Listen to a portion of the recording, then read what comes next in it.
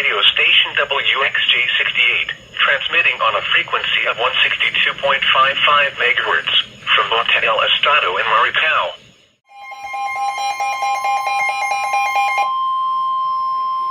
Hurricane warning in effect. The National Weather Service in San Juan has issued a hurricane warning. The hurricane watch is no longer in effect. Winds of 64 knots or higher are possible across the offshore Atlantic waters. Winds UP to 120 knots may be encountered. Waves seas 20 feet or greater across the nearshore Atlantic waters, with 30 to 40 feet common across the offshore Atlantic waters.